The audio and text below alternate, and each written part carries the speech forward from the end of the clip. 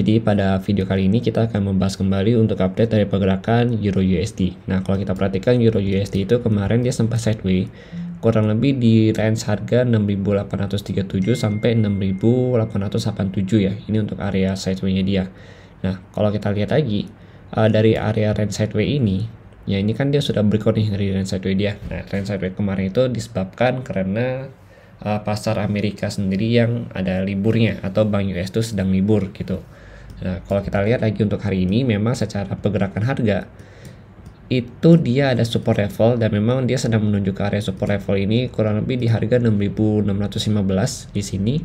Baru nanti dari sini dia penentuan apakah dia melanjut naik atau tidak. Selama dia bertahan di atas 6.615 maka pergerakan harga itu masih sangat possible untuk naik kembali di tes ke 6.887 sampai 7.000 di sini gitu.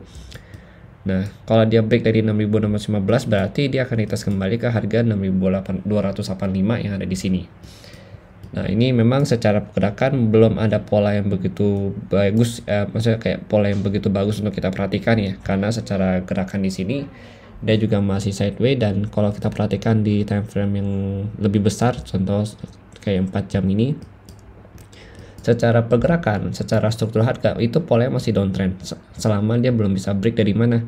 Selama dia belum bisa break dari 7.903 ini ya, 93 ini, maka pergerakannya masih downtrend dan dia akan dikatakan uptrend itu begitu dia bisa break dari harga 7.093 yang ada di sini gitu.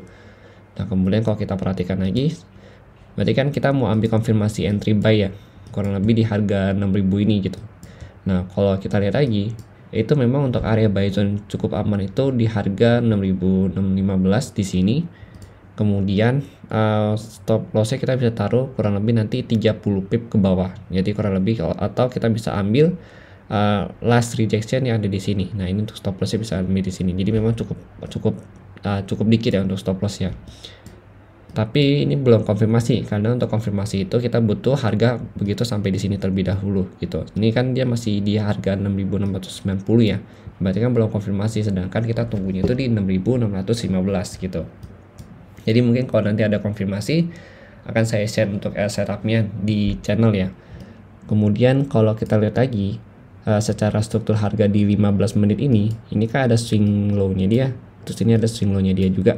Ini ada swing high, artinya kalau kita perhatikan di sini itu harga itu berhasil break dari swing high-nya dia di sini. Kemudian dia retest lagi, berarti kan ini udah ada chots-nya ya. Nah, chots-nya ini kalau kita lihat harga itu kan retest ke atas, kemudian dia turun naik ke bawah. Nah, ini dia sebenarnya baru membentuk area boss yang baru di sini. Ini membentuk area boss yang baru. Dan saat ini candle-nya ini sedang melakukan retest kembali di area boss-nya dia. Cuma kalau kita perhatikan lagi, bossnya ini dia masih belum konfirmasi selama candle ini belum closing. Jadi candle ini harus closing dulu baru dia ada konfirmasi gitu. Dan kalau kita perhatikan dari volume seller, memang volume seller di sini cukup besar. Artinya potensi dia untuk ke 6.615 ini itu masih sangat memungkinkan sekali gitu. Nah, itu yang harus kita perhatikan untuk support pentingnya di sini. Selama dia belum ada rejection di sini, berarti kita belum bisa ambil buy zone di area sini gitu.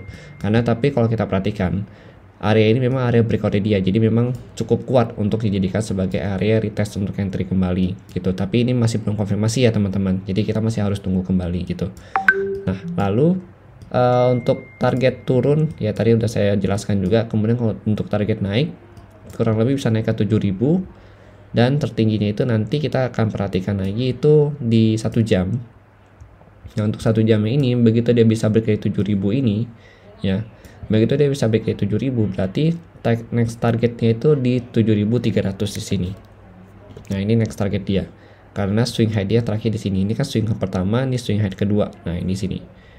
Nah, di sini swing high-nya dia nantinya akan di sini targetnya. Begitu dia bisa break dari 7.093 ya. Jadi targetnya 7.397 gitu.